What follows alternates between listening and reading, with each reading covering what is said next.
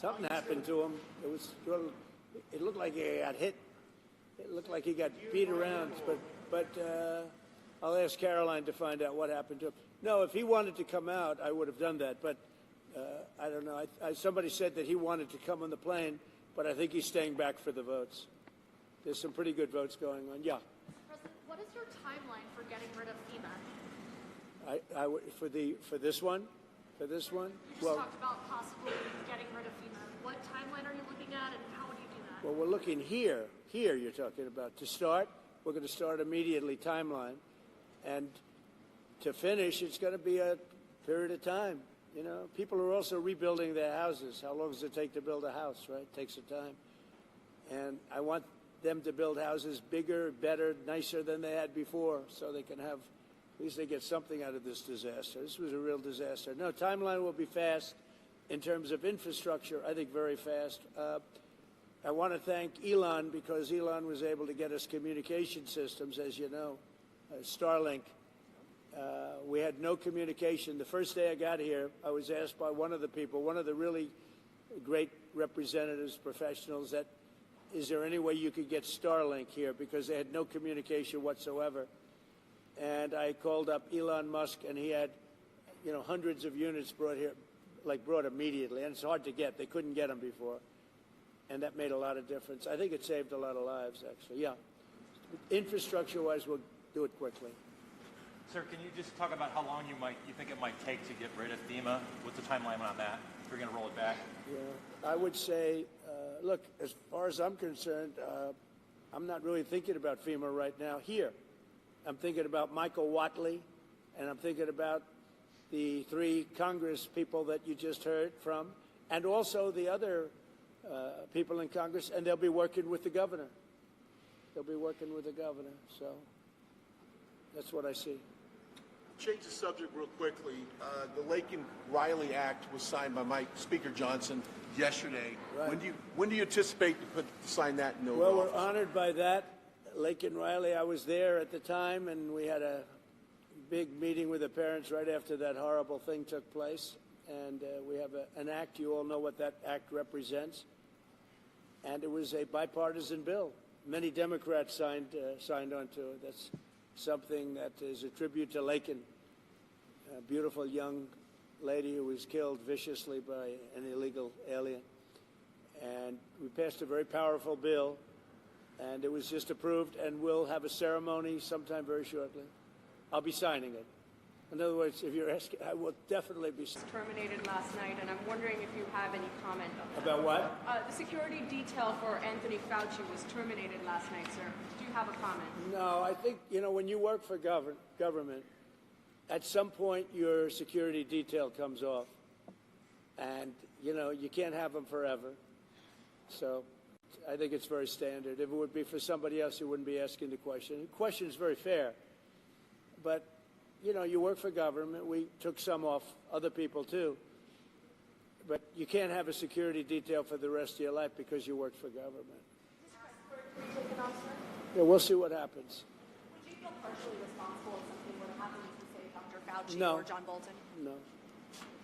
You know, they all made a lot of money. They can hire their own security, too. All the people you're talking about, they can go out. I can give them some good numbers of very good security people. They can hire their own security. They all made a lot of money. Fauci made a lot of money. They all did. So if they, you know, felt that strongly, I think that certainly I would not take responsibility. North Carolina is a state that relies on trade and manufacturing. Are you going to have an announcement on new tariffs coming soon? Is there a timeline now? Yeah, the tariffs are going to make our country rich. We're going to be a rich, rich country very soon. Tariffs are going to make it rich, and competence. We have common sense, competence, and tariffs. The word tariff is one of the most beautiful words in the dictionary. Jonathan Reynolds, the business secretary of the United Kingdom, said that there's an even trade between the U.S. and the U.K., so they shouldn't have tariffs. Does trade imbalances or a balanced trade affect tariffs and your decisions? Yeah, unbalanced and balance, and also deficits. Like with Canada, we lose $200 billion a year with Canada. That's because we allow them to make cars. We allow them to take lumber. We don't need their cars. We don't need their lumber. We don't need their food products, because we make the same products right on the other side of the border. It's sort of crazy. So we've just allowed that, bad management has allowed it over the last 4 years in particular to become very imbalanced. And I said I call him Governor Trudeau, but he's Prime Minister Trudeau when he was Prime Minister. I asked him, why would we do that? Why? And he was unable to give me an answer. He said, I don't know. And I said, do you think it's fair that we're paying $200 billion to keep Canada going? And what would happen, I asked him, what would happen if we didn't do that, if we didn't subsidize Canada? He said, we'd be a failed nation. And I said, then you should be a state. Because why are we paying all of that money to Canada when, we could use it ourselves, right? So we take care of their military. We're going to order about 40 Coast Guard big icebreakers, big ones.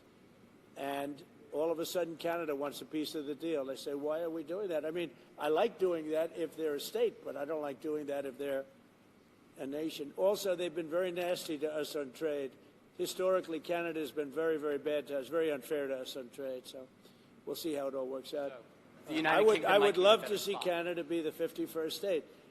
The Canadian citizens, if that happened, would get a very big tax cut, tremendous tax cut, because they're very highly taxed. And you wouldn't have to worry about military. You wouldn't have to worry about many of the things. You'd have better health coverage. You'd have much better health coverage. So I think the people of Canada would like it, if it's explained. But they'd have a massive tax cut, and they'd have a lot more business, because then we'd let business go to Canada routinely, and there'd be no tariffs. If we did that, there'd be no tariffs. The United Kingdom might be in a better spot then. Reverend Franklin Graham has been a great asset to the state.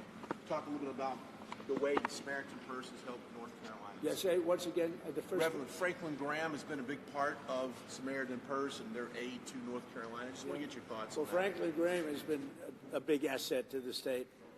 His father was a big asset to the state, to the country, both of them. I just think this. I think Franklin and other people that are doing what Franklin have done, but I've known Franklin so long. He was at the inauguration. He made a speech, beautiful prayer. He does a great job. And we made a big donation, and it was money well spent. Sometimes you make donations, it's not well spent. He's done a great job here. He's done a really great job. So I want to thank you. We're going to the site now, and one of the sites, and I think for those that haven't seen it, you won't even believe it, but not enough work was done. We'll get it done fast. And I can speak for the Republican congressman. We're going to knock it out, right? We're going to knock it out. And I think we take it very personally, because North Carolina was very unfairly treated. Very, very unfairly treated. And it was obvious. It was too obvious. And we're going to make up for lost time. So thank you to the people of North Carolina. Thank you, everybody.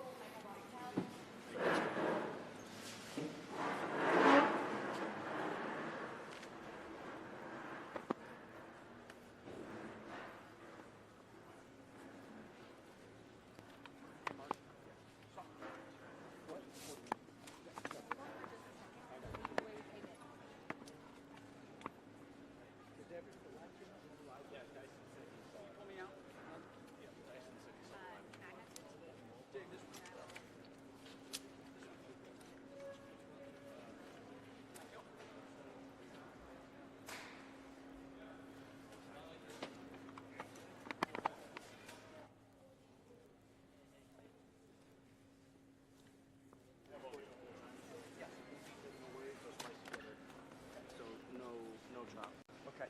Awesome. No worries.